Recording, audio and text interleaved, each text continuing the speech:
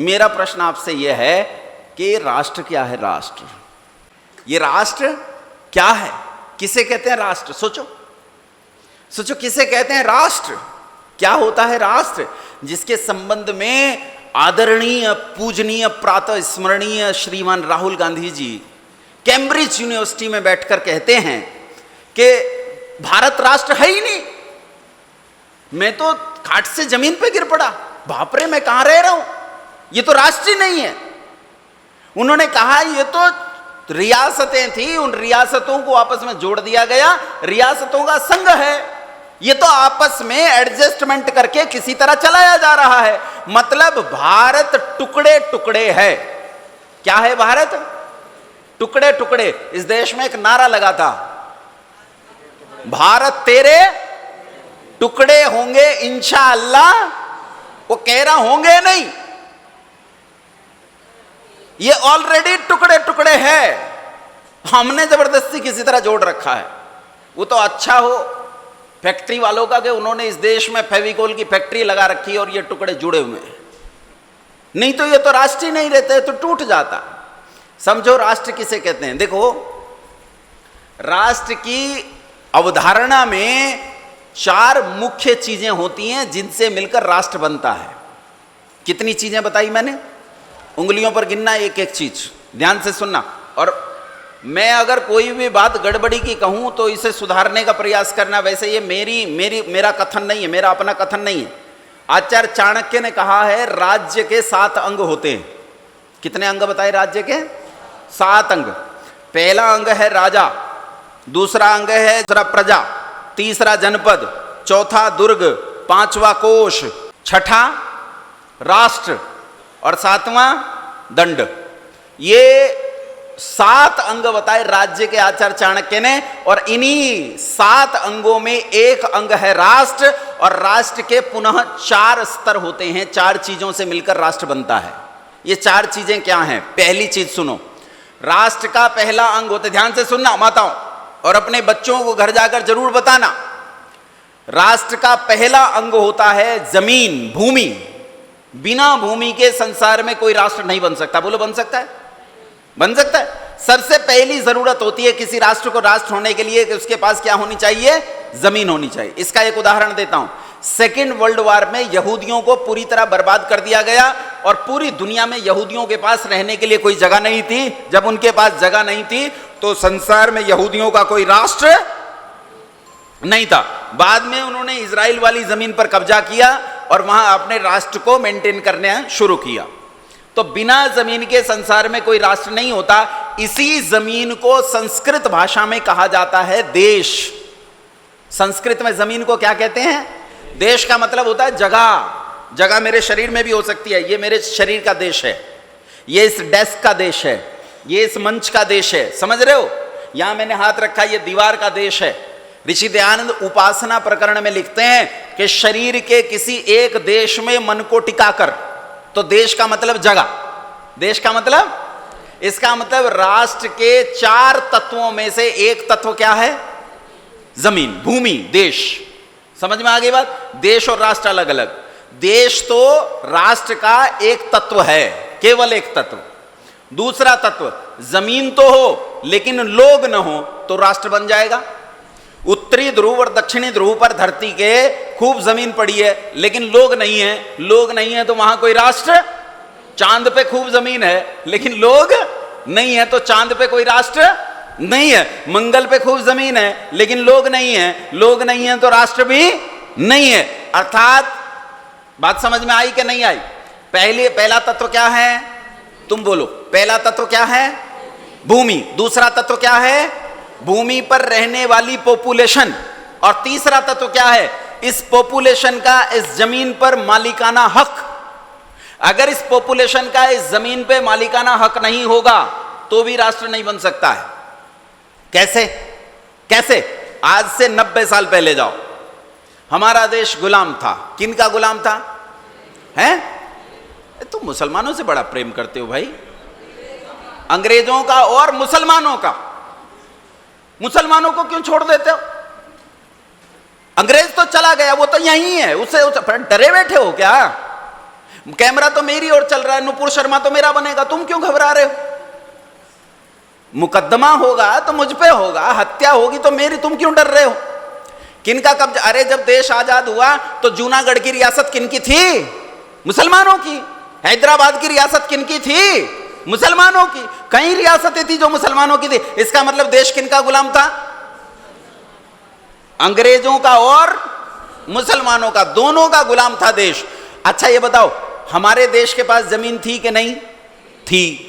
Population थी कि नहीं थी?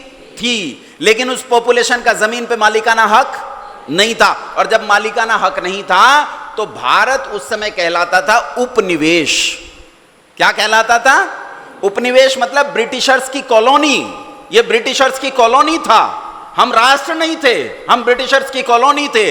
जब हमारी अपनी स्वामित्व की सत्ता आएगी तब ये राष्ट्र बनेगा। इसलिए पहला तत्व राष्ट्र का भूमि, दूसरा तत्व इस भूमि पर रहने वाली प्रजा, तीसरा तत्व इस प्रजा का इस भूमि पर मालिकाना हक, और चौथा सबसे जरूरी, ये तीन तत्व मिलकर राष्ट्र का शरीर बनाते हैं। लेकिन ये शरीर तब तक जिंदा नहीं होता जब तक इसमें आत्मा प्रवेश न करे।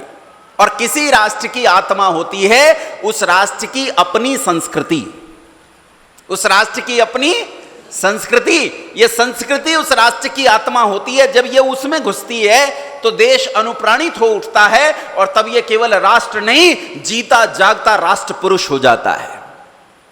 अटल बिहारी वाजपेयी की जब पहली सरकार 13-14 दिन की सरकार गिर गई थी तो गिरते हुए उन्होंने कहा था कि तुम इसे नदियों, पहाड़ों, ईंट, मिट्टी, कंकर, पत्थर का देश मानते हो, हम नहीं मानते। ये ऐसा देश नहीं जो ईंट, मिट्टी, कंकर, पत्थर, नदियों, पहाड़ों और बादलों से बना हो। यह जीता जागता राष्ट्र पुरुष है, जीता जागता राष्ट्र पुरुष। यह देश सांस लेता है, यह राष्ट्र जीता है, यह जिंदा है, इसके भीतर चेतना है। और उस राष्ट्र की चेतना होती है उसकी संस्कृति। अब इस आधार पर बताओ मुझे, हमारा राष्ट्र राष्ट्र है या नहीं? कसौटी पर कसकर देख लेते हैं। बोलो हमारे पास जमीन है कि नहीं है? कहां है? 200 गज का प्लॉट? बोलो कौन सी जमीन है हमारे पास? बताओ कहां से कहां तक है? सबसे ऊपर वाला बिंदु बताओ। अरे कश्मीर से तो बहुत ऊपर चला गया, कश्मीर को तोड़ दिया 2 हिस्सों में। सबसे ऊपर अब है लद्दाख। अब मत कहा करो जम्मू कश्मीर, अब क्या कहा करो? लद्दाख। और लद्दाख से नीचे चले जाओ जहां समुद्र इसके पांव धोता है देश के, उस जगह कन्याकुमारी का आखिरी बिंदु कहलाता है इंदिरा पॉइंट। उस लद्दाख से लेकर इंदिरा पॉइंट और इधर चला जाओ गुजरात का आखिरी क्षेत्र, उसे बोलते हैं कच्छ। क्या बोलते हैं? कच्छ। और इधर जो अरुणाचल प्रदेश, असम, त्रिपुरा, मिजोरम, नागालैंड, ये सिक्किम आदि के जो प्रदेश बसते हैं पूर्वोत्तर के, इन पूर्वोत्तर के सारे इलाकों का जो आखिरी क्षेत्र है उसे बोलते हैं कच्छार। क्या बोलते हैं उसे? लद्दाख से कन्याकुमारी और कच्छ से कच्छार, इतनी जमीन हमारे पास बची हुई है। बोलो हाँ के ना? अरे इतनी पे तो दावा ठोको, इतनी जमीन तो हमारी है। हाँ, कुछ जमीन हमारे पास नहीं है अभी जो हम नक्शे में दिखाते हैं। तुमने भारत का नक्शा देखा है? देखा है? हाथ खड़ा करो जिन्होंने नहीं देखा। सबने देखा है ना? तुमने जो जम्मू कश्मीर ऊपर देखा है उसमें 2 सींग दिखाई देते हैं, देते हैं? वो हमारे पास नहीं है, वो हमारे पास नहीं है। जो चीन की तरफ वाला सींग है वो चीन के पास है, जिसे चाइना ऑक्यूपाइड कश्मीर के नाम से जाना जाता है। और जो पाकिस्तान वाला इलाका है वो पाकिस्तान के पास है, उसे पाक ऑक्यूपाइड कश्मीर के नाम से जाना जाता है। यह असली नक्शा नहीं है, यह असली नक्शा नहीं है। लेकिन लीगली वो जमीन किसकी है? किसकी है? हमारी है। 1947 में हमसे एक देश अलग हुआ था, क्या नाम था? पाकिस्तान। क्या नाम था? और तभी इनमें आपस में लड़ाई बच गई। ये तो लड़ते ही हैं, इनका काम ही लड़ना है। दुनिया में जब आखिरी मुसलमान लड़ेगा, बचेगा ना, दुनिया सब खत्म हो जाएगी और एक अकेला मुसलमान बचेगा, तो वो एक हाथ में तलवार, एक पैर में तलवार लेकर खुद से लड़ेगा। काम ही लड़ना है। यह जब इन्हें पाकिस्तान दे दिया तो आपस में भिड़ गए। आपस में भिड़े तो पाकिस्तान फिर 2 हिस्सों में टूटा, एक बांग्लादेश और एक पाकिस्तान। तो पाकिस्तान किसकी जमीन है? अरे बोल पड़ो, किसकी जमीन है? हमारी। और बांग्लादेश वाली? 1937 में अंग्रेजों ने जिस समय फर्स्ट वर्ल्ड वार हो लिया और सेकंड वर्ल्ड वार की परिस्थितियों ने जन्म लेना शुरू किया, तो उस समय अपनी परिस्थितियों को अनुकूल लाने के लिए अंग्रेजों ने 1937 में ब्रह्मदेश नाम के एक इलाके को भारत से तोड़कर एक अलग देश घोषित कर दिया और इस देश को आज म्यांमार के नाम से जाना जाता है। कितने साल पहले टूटा हमारी आजादी से? 10 साल पहले। हमारी आजादी से 10 साल पहले। पिछले 270 साल में भारत के 13 टुकड़े हुए हैं। 13। कितने टुकड़े हुए? 13। और आज की परिस्थिति क्या है यह मैं आपको परसों बता चुका हूं। परसों बताया था कि कल बताया था। प्रदेशों की स्थिति कल बताई थी ना, संप्रदायों की और प्रदेशों की स्थिति कल बताई थी। ये तुम्हें मैंने बता दिया कि जम्मू कश्मीर के हालात क्या हैं, तुम्हें मैंने बताया कि केरल के हालात क्या हैं, बंगाल के हालात क्या हैं, पश्चिमी उत्तर प्रदेश के हालात क्या हैं, छत्तीसगढ़ झारखंड के हालात क्या हैं, मध्य प्रदेश और उड़ीसा के तटवर्ती क्षेत्रों के हालात क्या हैं। ये मैंने तुम्हें कल अच्छी तरह बताया था। लेकिन पहला, राष्ट्र का पहला तत्व जमीन हमारे पास चाहे जितनी है, बोला है कि नहीं है? है ना। पॉपुलेशन है कि नहीं? कितनी है? 107 करोड़। कितने हैं? 107 करोड़। वो छोड़ दिए मैंने, तुम्हारे भाईजान छोड़ दिए मैंने। मैं केवल अपनी पॉपुलेशन गिन रहा हूं। कितने हैं हम? 107 करोड़ हैं। तो 107 करोड़ पॉपुलेशन थोड़ी तो नहीं है। दुनिया में सबसे बड़ा मार्केट है हम, सबसे बड़ा। हमसे बड़ा मार्केट दुनिया में कोई कहीं नहीं है। दुनिया की मजबूरी है कि वो भारत को इग्नोर नहीं कर सकती। 107 करोड़। अच्छा ये बताओ, इस पॉपुलेशन का अब इस जमीन पे मालिकाना हक है कि नहीं? तुम अपनी अपनी बताओ। तुम्हारे पास अपने मकान की रजिस्ट्री है कि नहीं है? बोलो। तुम्हारा खेत तुम्हारे नाम से तहसील में दर्ज है कि नहीं है? है। तो इसका मतलब तुम्हारे पास मालिकाना हक भी है। चौथा, क्या इस देश की अपनी कोई संस्कृति नहीं है? है ना। कौन सी संस्कृति है? आर्य संस्कृति। कौन सी संस्कृति है? वर्णाश्रम संस्कृति। कौन सी संस्कृति है? वैदिक संस्कृति। कौन सी संस्कृति है? सनातन संस्कृति। कौन सी संस्कृति है? शाश्वत नित्य संस्कृति, जिसका कभी नाश नहीं होता, न कभी जन्मी न मरेगी। यह हमेशा से है, हमेशा तक रहेगी। इसकी एक संस्कृति है और दुनिया में इससे पूजनीय संस्कृति दूसरी कोई नहीं। सारी दुनिया इस बात को मानती है कि भारत जैसी संस्कृति सभ्यता संसार में किसी के पास नहीं है। सब मानते हैं इस बात को। बोलो, हमारा देश टुकड़े टुकड़े है या राष्ट्र है? बोलो। आदरणीय, पूजनीय, प्रातः स्मरणीय राहुल गांधी जी सही के गलत? बोलो। गलत। बालक है, माफ कर दो। बालक है, माफ कर दो। इसे जाकर किसी विद्यालय में पढ़ना चाहिए, अभी पढ़ा नहीं है। और भैया हम निमंत्रण देते हैं, हमारे गुरुकुल में आ, तुझे फ्री ऑफ कॉस्ट पढ़ाएंगे। फ्री ऑफ कॉस्ट, 1 पैसा नहीं लेंगे। बस दत्तात्रेय गोत्र का ब्राह्मण है तो यज्ञोपवीत बांधकर, लंगोट बांधकर, नीचे कट्टी वस्त्र बांधकर सुबह 4 बजे उठना पड़ेगा और शाम को 9:30 बजे सोना पड़ेगा। गाय का दूध मिलेगा, दारू बिल्कुल नहीं मिलेगी। गुरुकुल में ये चीजें प्रवेश नहीं करती। इनके बिना अगर तुम्हें लगता है कि तुम्हारा सर्वाइवल है तो हमारे गुरुकुल के द्वार हैं। और मैं हर्षित के इस चैनल के माध्यम से निमंत्रण देता हूं राहुल गांधी जी को, कभी पधारो हमारे धाम।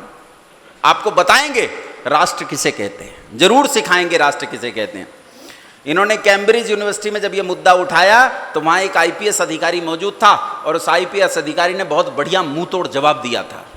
उसने कहा, भैया तुम मुझे किंगडम के चक्कर में, कंट्री और नेशन के चक्कर में मत फंसाओ। मैं तुम्हें नेशन, किंगडम और कंट्री सबकी परिभाषा बता सकता हूं, मैं तुम्हें मुल्क की परिभाषा बता सकता हूं, लेकिन जिस राष्ट्र की परिभाषा तुम नहीं जानते उस राष्ट्र की परिभाषा इस देश में एक नंगा ब्राह्मण 2300 साल पहले बता के गया, आचार्य चाणक्य। 2300 साल पहले।